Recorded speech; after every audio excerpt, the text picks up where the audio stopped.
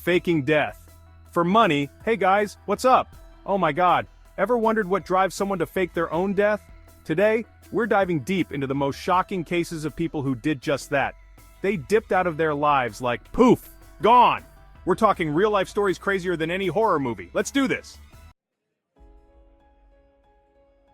Okay, you guys, so first up we have John Darwin. This guy was a former teacher and prison officer living in England.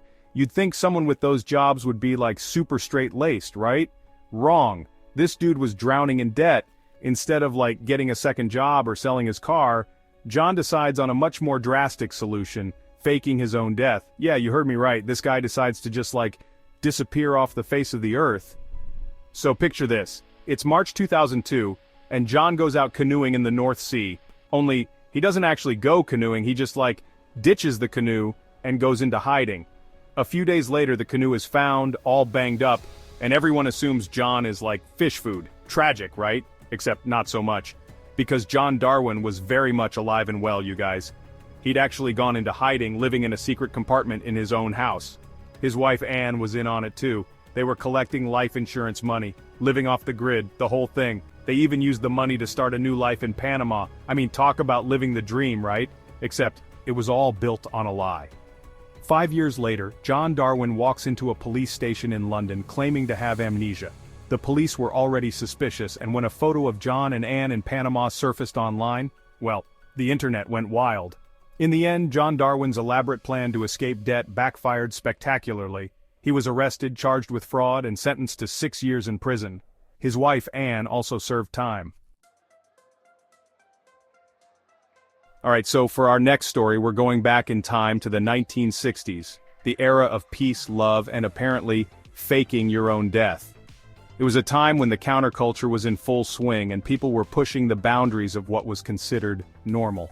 Our protagonist this time is none other than Ken Kesey, the literary genius behind the iconic novel, One Flew Over the Cuckoo's Nest.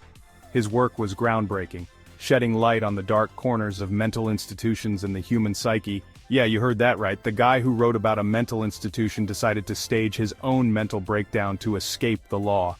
It was a bold move, one that would go down in history as one of the most audacious acts of the decade. So picture this, it's 1965 and Ken Kesey is kind of a big deal. His novel is a bestseller and he's become a prominent figure in the literary world. He's got this best-selling novel, he's known for his like, crazy psychedelic parties with the merry pranksters, think LSD, tie-dye, the whole counterculture scene. These gatherings were legendary, attracting artists, musicians, and free spirits from all over. But Kesey's wild lifestyle catches up with him when he gets busted for marijuana possession. It was a serious charge, one that could derail his entire career. Now, this was back in the day when drug offenses were like, no joke. The legal system was harsh, and the penalties were severe. Kesey was facing some serious jail time. The thought of being locked up was unbearable for someone who valued his freedom and creativity so much. And he was just not about that life. The idea of spending years behind bars was something he couldn't accept. So what does he do? He decides to pull a disappearing act worthy of Houdini himself. It was a plan that required meticulous planning and nerves of steel. One night, Kesey leaves his truck on a cliffside road overlooking the Pacific Ocean. The scene was set for a dramatic exit. Inside the truck, the police find a suicide note, all poetic and stuff, making it seem like Kesey had, like, driven off into the sunset, literally. The note was convincing, filled with existential musings and farewells. The authorities are convinced, the media goes into a frenzy, and everyone thinks Ken Kesey is gone forever. It was the perfect cover, and for a while, it worked. But plot twist. Kesey is very much alive and kicking. He had managed to fool everyone, slipping away unnoticed. He had actually fled to Mexico with the help of his friends. Those merry pranksters were good for something, right? They were his partners in crime, helping him evade capture. They smuggled him across the border in the back of a station wagon, and Kesey spent the next 8 months living it up south of the border. It was an adventure, a new chapter in his already extraordinary life. But like Icarus flying too close to the sun, Kesey's luck eventually ran out. His time in Mexico was coming to an end. He decided to sneak back into the US to visit his family, and that's when the feds finally caught up with him. His daring escapade had come to a dramatic conclusion, but it only added to the legend of Ken Kesey.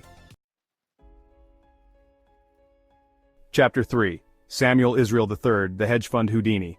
Okay, so you guys know I love a good scandal, and this next story is full of them. Buckle up because this one has twists and turns you won't believe. We're talking about Samuel Israel III, a Wall Street hotshot who ran a hedge fund. He was the kind of guy who seemed to have it all figured out. You know, those things they talk about in movies like The Wolf of Wall Street, the high stakes, the big money, the glamorous lifestyle. Yeah, this guy was living that life. Private jets, mansions, the whole 9 yards.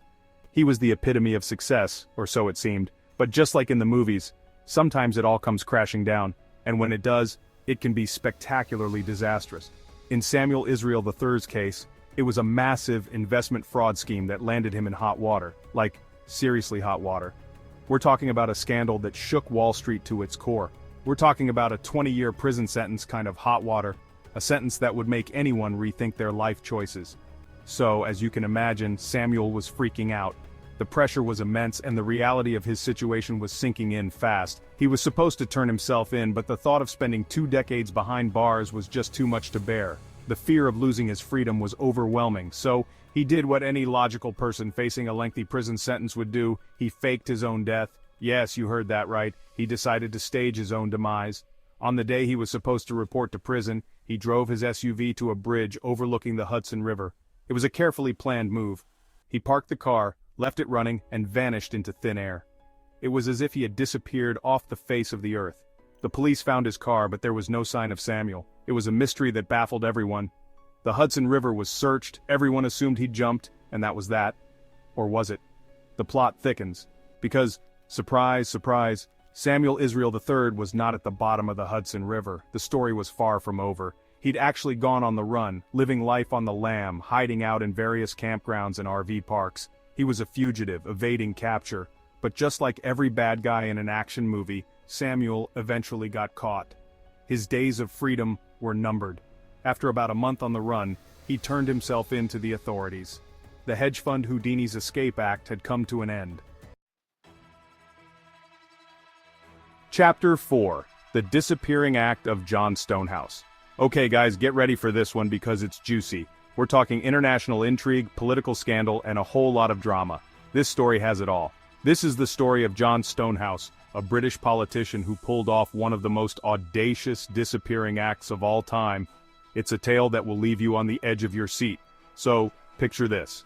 It's 1974 and John Stonehouse is a rising star in British politics. He's charismatic, ambitious, and has a bright future ahead. He's got a promising career ahead of him, a loving family, the whole package. On the surface, everything seems perfect. But behind this picture-perfect facade, John has a secret. He's in deep with some shady business dealings, and his life is about to implode. The pressure is mounting.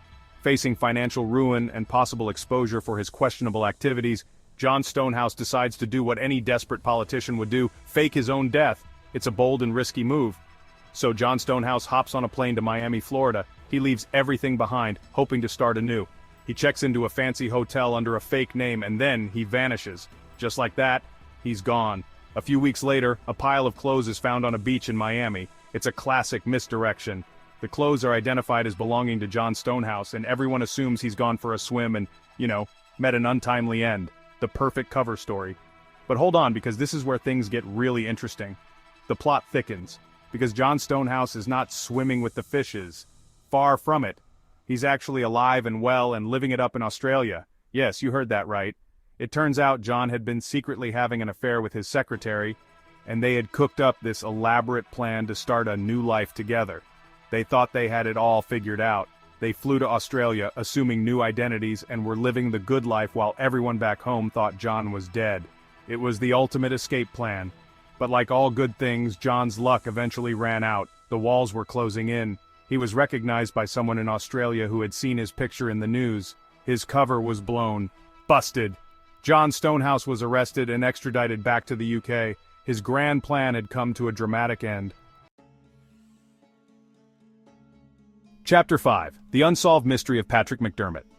Okay guys, for our final story we're diving into a mystery that remains unsolved to this day. This is the case of Patrick McDermott, a man who vanished without a trace, leaving behind a tangled web of questions and speculation. Now Patrick McDermott wasn't a politician or a famous author. He was a cameraman, and his claim to fame was his relationship with actress Olivia Newton-John. So, picture this. It's 2005 and Patrick McDermott is going through some tough times. He's struggling financially, He's dealing with custody issues with his ex-wife, and his relationship with Olivia is on the rocks. On June 30th, Patrick decides to go on an overnight fishing trip off the coast of California. He sets sail on a boat called the Freedom with 22 other passengers and crew members. Everything seems normal. Patrick is seen socializing with other passengers, and then he vanishes. When the boat returns to shore the next day, Patrick McDermott is nowhere to be found. His belongings are still on board: his wallet, his car keys, even his passport. The Coast Guard conducts a massive search, but they find no trace of Patrick, no life jacket, no body, nothing. So what happened to Patrick McDermott? That's the million-dollar question. Despite numerous investigations and even a TV special dedicated to the case, Patrick McDermott's disappearance remains a mystery. Well, there you have it, guys. 5 unbelievable stories of people who tried to fake their own deaths. From escaping debt, to avoiding prison sentences, to starting new lives, these cases show that faking your own death is rarely a successful escape plan. As we've seen, the truth has a way of coming out, and the consequences can be severe. It's a reminder that honesty really is the best policy, even when life throws you a curveball. Which story shocked you the most? Let me know in the comments below, and don't forget to give this video a big thumbs up and subscribe to my channel for more mind-blowing content. Until next time, stay curious.